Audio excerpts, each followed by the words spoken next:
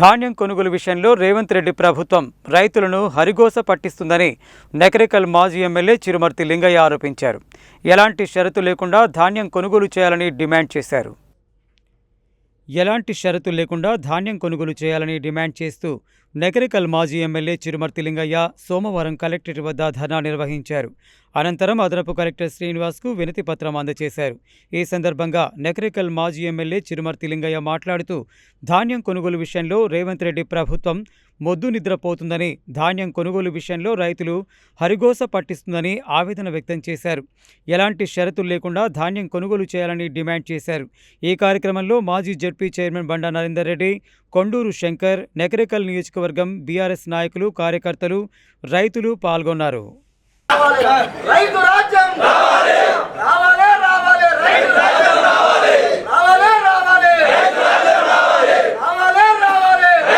నల్గొండ జిల్లా కలెక్టర్ ఎదురుగా రైతన్నలతో కలిసి బీఆర్ఎస్ పార్టీ ఆధ్వర్యంలో మరి ధర్నా కార్యక్రమం దిగడం జరిగింది. ప్రధాన అంశాలు ఎన్నలేని విధంగా ఈ రాష్ట్రంలో ఇలా రైతులను దోపిడీ చేసే ఒక వ్యవస్థను తయారు చేసి రేవంత్ రెడ్డి గారి పాలనలో ప్రధానంగా ఈరోజు నకరికల్ నియోజకవర్గం చూస్తున్నాం. మార్కెట్ సెంటర్లో ధాన్యం పోసి దాదాపుగా 50 రోజులు కావస్తుంది. దాదాపుగా 50 రోజులు ధాన్యం పోస్తే ఆ ధాన్యం కూడా మ్యాచర్ 8, 9, 7 అంటే మండు టెండలో 45-40 డిగ్రీల ఎండ ఉంటే ఎండలో ధాన్యం అంతా కూడా ముక్కైపోయే పరిస్థితి ఉంది. రైతుల గోడుని కూడా ఈ ప్రభుత్వం పట్టించుకున్నట్టు కనపడతలేదు. దున్నపోత మీద వర్షం వస్తే ఏ రకంగా చలన ఉండదో ఈ ప్రభుత్వం రేవంత్ రెడ్డి ప్రభుత్వం చలనలేని ప్రభుత్వం అయిపోయింది. ఎన్నికలు వచ్చిన సందర్భంగానేమో రైతులకు వివిధ రకాల వరాల జల్లు ఇప్పించాడు. నీకు రైతులకు రైతు బంధు 10 ఇస్తా, కేసీఆర్ ఇచ్చేది, నీ కౌలు రైతులకు ఇస్తా, రుణమాఫీ చేస్తా, బ్యాంకులపై 2 లక్షలు తెచ్చుకోరి, ఇది రైతు రాజ్యం, నీ రైతు కుటుంబం అని చెప్పిండు. ఇది రైతు కుటుంబంలో వచ్చిన లేదు, ఒక దొంగ కుటుంబంలోకి వచ్చిన వ్యవస్థలాగా నడిపించి ఈరోజు రైతులు 50 రోజుల ధాన్యం మార్కెట్లో పోస్తే ఇప్పటికి కూడా 10% కూడా మార్కెటింగ్ సెంటర్లు జరగలేదు. మార్కెటింగ్ సెంటర్లో ఉన్నది ఎవరే అంటే ఒక ప్రైవేట్ సైన్యాన్ని తీసుకొచ్చి అధికారుల ప్రమేయం లేకుండా, కనీసం మిల్లర్లతో మాట్లాడకుండా, ఎవ్వరు లేకుండా ఈరోజు గన్ని బ్యాగ్ ఇన్ టైంలో రావట్లేదు. మార్కెటింగ్ సెంటర్లో మంచినీళ్ళు పెట్టే పరిస్థితి లేదు, అక్కడ టెంట్లు వేసే పరిస్థితి లేదు. లారీలు ట్రాన్స్పోర్ట్ ఎవరైతే టెండర్లు వేసారో లారీలు కూడా సక్రమంగా రావట్లేదు.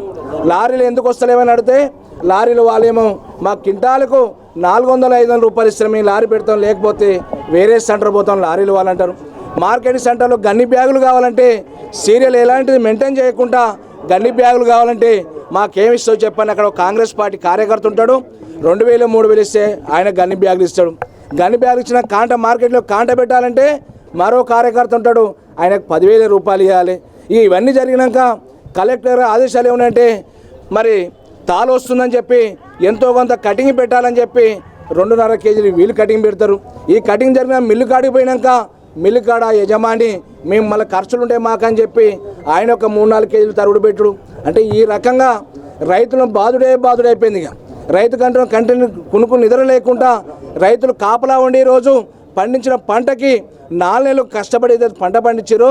ఆ పంటకి ఈరోజు నెల లోపలనే మరి మద్దతు ధర ఇవ్వకుండా, కొనుగోలు చేయకుండా, కొనుగోలు కేంద్రాలు నడపకుండా గాలి కొదిలేసి రోజు ఒక దుర్మార్గమైన రాక్షస పాలన, అటవిక పాలన రేవంత్ రెడ్డి పాలన జరుగుతుంది.